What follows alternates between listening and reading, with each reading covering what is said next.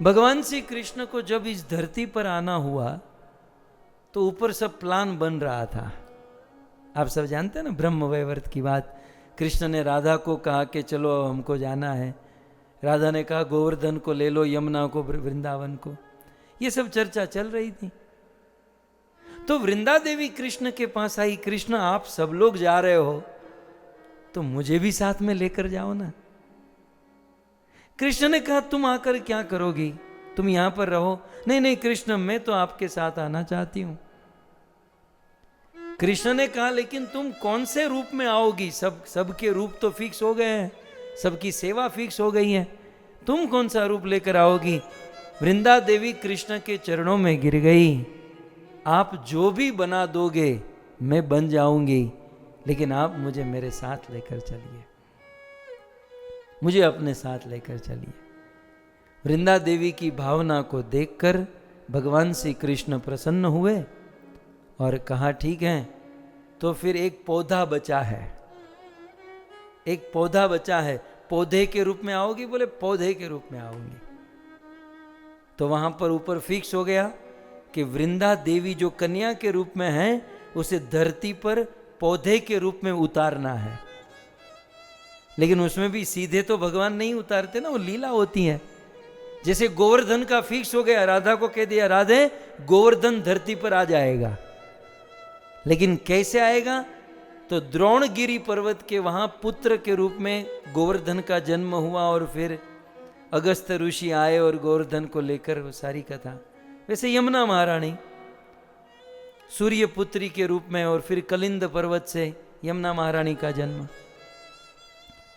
तो वृंदा देवी का plan fix हो गया, प्राकट्य कैसे, सुनिए।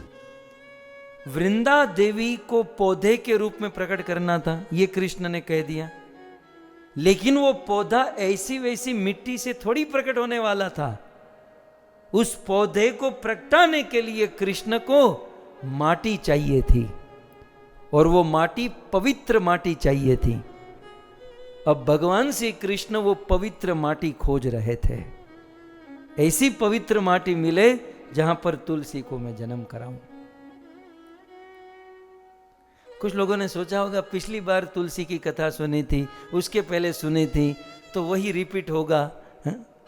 आप देख रहे हैं ना, पूरा ध्यान रखा जा रहा है आपके मन को भागवत में लगाने का। आ કંઈક નવું લઈને આવ્યો છું।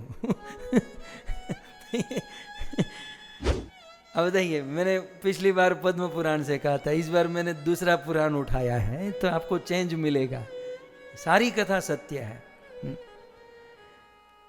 अब क्या हुआ, अब प्रसंग सुनिए आप। सतयुग में मथुरा में एक राजा हुए, मथुरा नरेश, जिनका नाम था कालनेमी, और उस कालनेमी की कन्या हुई श्री वृंदा। जब कालनेमी राजा, मथुरा नरेश कालनेमी राजा के वहां उस कन्या वृंदा का जन्म हुआ, तो कुछ समय के बाद नारद मुनि उनके घर पर आए। कालनेमी ने कहा कि मेरी बेटी का भविष्य देखो। नारद मुनि ने उनका हाथ देखा, भविष्य देखा। बोले आगे चलकर ये आपकी बेटी कृष्ण की प्रिया बनने वाली है, कृष्ण की डायरेक्ट प्रिया बनेगी, इसके भविष्य में लिखा है। तब नारद मुनि ने उस वृंदा को भगवान श्री कृष्ण का सुंदर विग्रह भेंट किया, षोडश नाम मंत्र, महामंत्र प्रदान किया, कहा कि इसकी सेवा करो, इस महामंत्र का जाप करो। फिर तो वृंदा रोज भगवान की सेवा और उनका जाप करने लगी, और धीरे धीरे धीरे धीरे वो प्रेम बढ़ने लगा। ये हुआ वृंदा, धीरे धीरे वो बढ़ रही है, प्रेम बढ़ रहा है, उम्र बढ़ रही है। दूसरी ओर चलिए, एक सुंदर इतिहास में आपको सुनाऊं। एक बार बृहस्पति ने अपने चेले इंद्र को कहा कि चेला, कभी शिव जी का दर्शन करने का मन होता है, शिव मंदिर जाऊँ है? हाँ जाइए गुरुजी, चलो जाते हैं। तो बोले शिव मंदिर क्यों, सीधे शिव जी का ही दर्शन करते हैं। ठीक है, शिव जी का दर्शन। तो देवराज इंद्र और बृहस्पति ये दोनों शिव दर्शन के लिए स्वर्ग लोक से कैलाश आने के लिए निकल पड़े। शिव जी ने एक दिन अपने मन में सोचा कि दुनिया के लोग मुझे मिलते हैं, मुझे मिलने અને ગુજરાતીમાં વિચાર કર્યો શિવજીએ કે આ મારી સામે તો બહુ બધા સારા થાય છે, મારી સામે તો બહુ સારા થાય છે, लेकिन मेरे भक्तों के सामने लोगों का व्यवहार कैसा है ये भी मुझे चेक करना चाहिए। कभी कभी होता है हम लोग भगवान से बहुत प्रेम करते हैं लेकिन साधु संतों से झगड़ा करता है। हम लोग गुरु जी से मिलने जाते हैं तो गुरु जी, लेकिन गुरु जी के जो सेवा करने वाले होते हैं उससे तो आंखें फाड़ के बात करता है उससे। तो भगवान चाहते हैं कि मेरे से भी मेरे भक्त अधिक है, मेरे से भी अधिक आदर मेरे भक्तों को देना चाहिए। शिव जी का यही मत था। इसलिए शिव जी ने एक प्लान किया, बोले मैं ही मेरा सेवक बन के देखूं कि एक्चुअल हो क्या रहा है। तो शिव जी स्वयं अपने कैलाश के द्वार में द्वारपाल बनकर अपना रूप बदल कर खड़े रह गए। शिव जी स्वयं द्वारपाल बनकर खड़े, रूप बदल कर खड़े। और कुछ देर के बाद इंद्र और बृहस्पति शिव जी के दर्शन के लिए आए। तो शिव जी वेश बदल कर खड़े थे, द्वारपाल बनकर खड़े थे, तो उन दोनों को रोक दिया, बोले आप नहीं जा सकते, अंदर बिजी है। बृहस्पति तो भाई ब्राह्मण टाइप के आदमी, वो तो शांत रहे। इंद्र ने कहा तू किसको मना कर रहा है, जानता है मैं कौन हूं, तू जानता है? अब बताइए, भगवान का दर्शन करने जाते हैं तो मैं कौन हूं, ये अभिमान तो नहीं होना चाहिए ना, हमें तो दास बनकर जाना चाहिए। इंद्र ने सीधा कह दे मैं कौन हूं, तू ये जानता है मैं कौन हूं? देवराज इंद्र हूं मैं। बोले तो क्या हो गया, नहीं जाने दूंगा। बोले मैं जाकर रहूंगा, नहीं जाने दूंगा, जाकर रहूंगा। जब इंद्र ने फिर तो गाली देना शुरू किया, हमें बंगड़ी नहीं पेरी, चूड़ियां नहीं पहनी हमने, हम जाकर रहेंगे, ऐसा वैसा करने लगा। और शिव जी का क्रोध बाहर आ गया, शिव जी का वास्तविक स्वरूप प्रकट हो गया और तीसरा नेत्र खुल गया कि मेरे सामने तो बहुत अच्छा बनता है और मेरे भक्त के सामने ऐसा व्यवहार। तीसरा नेत्र खुल गया और शिव जी के नेत्र से आग निकलने लगी। बृहस्पति ने रोका कि महाराज शांत रहिए, गलती होती है, मैं सुधार, मेरा चेला है ना, मैं जिम्मेदारी लेता हूं, मैं सुधार दूंगा, आप शांत हो जाइए। शिव जी वहां शांत हो गए, लेकिन शिव जी ने कहा ये मेरा तीसरा नेत्र खुल गया, ये आग निकल गई, इसका क्या करूं, इसका अब क्या करूं? ये तीर कमान से निकल गया। बृहस्पति भगवान ने कहा कि एक काम करो, ये आपका जो तेज है, ये तेज आप समुद्र में डाल दो। तो शिव जी ने अपना तेज समुद्र में डाल दिया, सोचा कि वो समुद्र के जल में वो तेज विलीन हो जाएगा। लेकिन शिव जी के उस तेज से समुद्र में एक बालक का जन्म हो गया और जल से उसका जन्म हुआ, इसलिए नाम पड़ा जलंधर। शिव जी के उस प्रचंड तेज से जलंधर का जन्म हुआ। ये कथा जो मैं पहली बार आप लोगों को सुना रहा हूं, पिछली बार मैंने पद्म पुराण वाली सुनाई थी, वो भी सुना दूं? ऐसी ही कथा है, जलंधर के जन्म की ऐसी ही कथा है। लेकिन उस कथा में थोड़ा सा चेंज ये था कि इंद्र अपनी अप्सराओं के साथ विमान में बैठकर कहीं जा रहा था और जब जा रहा तो नीचे कैलाश लोक आया, बहुत हिमालय और बर्फीले पहाड़। तो वो अप्सराएं जो देवियां थी ना, वो अपनी सेल्फी लेने लगी मोबाइल से, ऐसे सीधा सीधा ले तो क्या बोलो, जीभड़ो बाहर काढ़े ना, एमा मने तकलीफ थाय। वो जीभ बाहर करती हैं, फिर आंखें ऐसे ऐसे करती हैं, मुंह बनाती हैं। सेल्फी बनाओ ત્યાં સુધી વાંધો નહીં, પણ તમારા પતિઓને નહીં બનાવતા, नहीं तो नरक में जगह नहीं। सेल्फी बनाते बनाते पतियों को बनाने लगी। तो ये दो तीन अप्सराएं ऐसे सेल्फी लेते लेते ऐसे ऐसे ले रही थी, उसका कोई भान नहीं रहा और ऊपर से गिरी नीचे मोबाइल के साथ। इंद्र के विमान से गिरी और नीचे शिव जी ध्यान कर रहे थे और शिव जी के सिर पर एक गोद में, एक हाथ में, एक यहाँ गिरी। शिव जी का ध्यान खुल गया, कौन गिरा? अन शिव जी नो बाटलो, शिव जी तीसरा नेत्र ही खुल गया। जब ध्यान भंग हुआ, आगे पीछे कुछ नहीं देखा, तीसरा नेत्र खुला। अब नेत्र खुलते ही उन देवियों को जब भस्म करने ही जा रहे थे, तब तक देवराज इंद्र नीचे आए। क्षमा कीजिए, ये सेल्फी के चक्कर में नीचे गिरे हैं, आपसे कोई द्वेष कुछ नहीं है। जैसे तैसे शिव जी के चरण पकड़े और शिव जी को शांत किया। शिव जी ने कहा मैं तो शांत हो गया, लेकिन मेरा ये तेज, इसका क्या करूं? इंद्र ने कहा इसको समुद्र में आप डाल दो।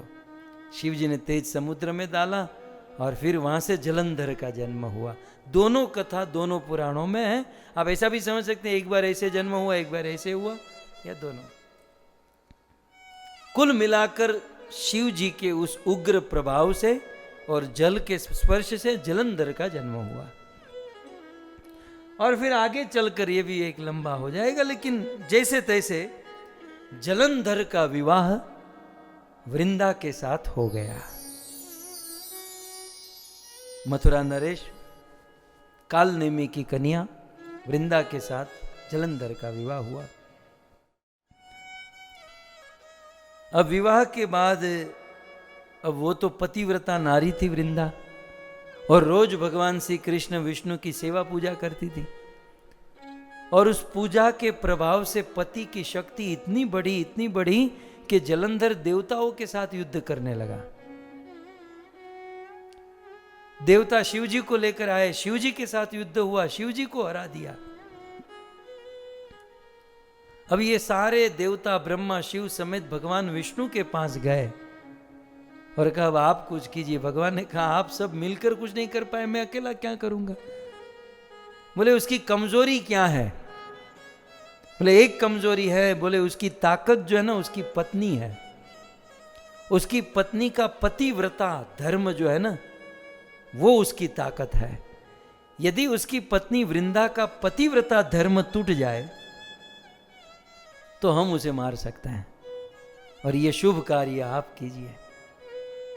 धर्म का बख्तर पहनकर यदि कोई अधर्म करता है तो धर्म को तोड़कर उसे मारना, ये सिद्धांत है। इसलिए भगवान विष्णु जलंधर का रूप लेकर वृंदा के पास, उस दिन जलंधर युद्ध के, देवताओं ने जलंधर को युद्ध के लिए बुलाया। वो रणभूमि में गया और यहां भगवान विष्णु जलंधर का रूप लेकर वृंदा के पास आते हैं। बोले आप तो युद्ध में गए थे। बोले युद्ध कैंसिल हो गया। और यहां भगवान विष्णु वृंदा का पतिव्रता धर्म तोड़ते हैं, और जैसे ही पतिव्रता धर्म टूटा, वहां शिव जी के त्रिशूल से जलंधर का मस्तक कटा, लेकिन वो मस्तक उड़कर वृंदा के गोद में आकर गिरा और मरते मरते बोला तेरा पति तो मैं हूं, ये कोई और है।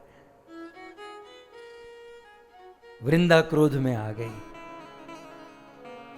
और वृंदा क्रोध करते हुए कहा कि मुझे ठगने वाला आप कौन हो? बार बार वृंदा बोलती रही कि तुम कौन हो? मेरा पति यहां है तो तुम मेरे पति का रूप लेकर तुम कौन आए हो? कुछ देर भगवान कुछ नहीं बोले तो वृंदा के मुख से सहसा निकल गया कि आपका हृदय पत्थर के समान कठोर है, आपने ऐसा आचरण किया, मैं आपको श्राप देती हूं कि आप पत्थर बन जाओ। और आपने ऐसा कर्म किया है, जाओ आपके अंदर कीड़े पड़े। ये दूसरा वृंदा ने कह दिया। जब इस प्रकार से वृंदा क्रोध में आकर श्राप दे रही थी, शिव जी वहां जलंधर को मारे। शिव जी पार्वती को लेकर, देवताओं को लेकर वृंदा के पास पहुंचे। ये पहुंचे तब तक तो ये श्राप दे चुकी थी।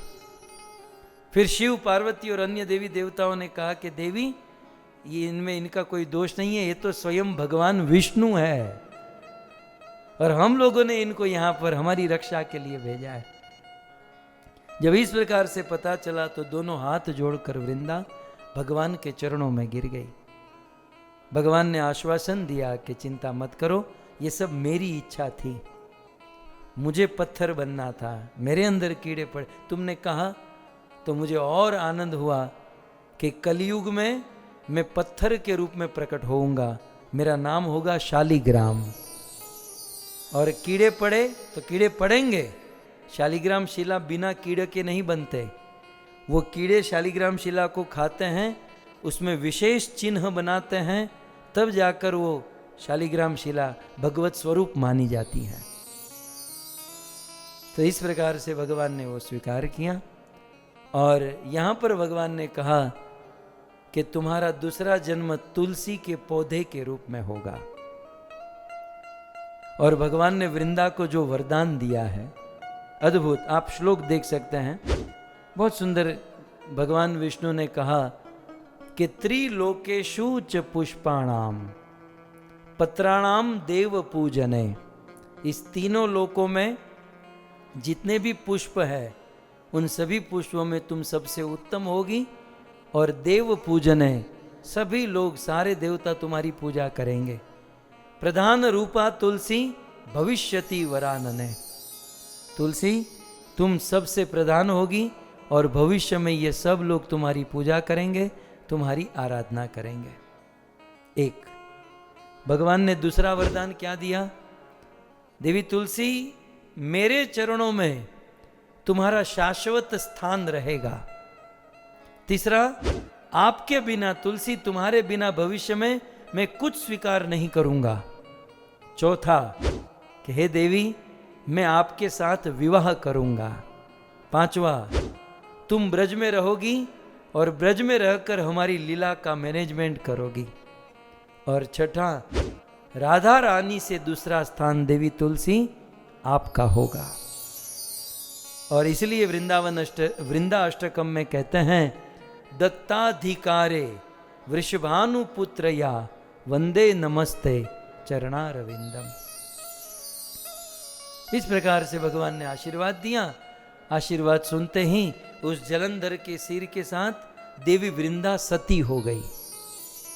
वृंदा का शरीर गिर गया, वृंदा का शरीर जलकर भस्म हो गया। अब याद कीजिए, भगवान खोज रहे थे तुलसी के पौधे को उगाने के लिए मुझे उत्तम माटी चाहिए, और एक पतिव्रता नारी, एक सती नारी की माटी, उनकी राख से उत्तम माटी कहाँ मिलेगी? तो वृंदा के शरीर की राख से तुलसी देवी, तुलसी के पौधे का जन्म हो गया। और ये जन्म कब हुआ? कार्तिक पूर्णिमा शुक्रवार के दिन श्री तुलसी महारानी का जन्म हुआ। किसी पुराण में ऐसा भी वर्णन है कि कार्तिक एकादशी के दिन तुलसी का जन्म हुआ, तो कुछ जगह पर पूर्णिमा के दिन जन्म हुआ। सो कार्तिक पूर्णिमा शुक्रवार के दिन तुलसी महारानी का जन्म हुआ और तुलसी और शालिग्राम का विवाह हुआ।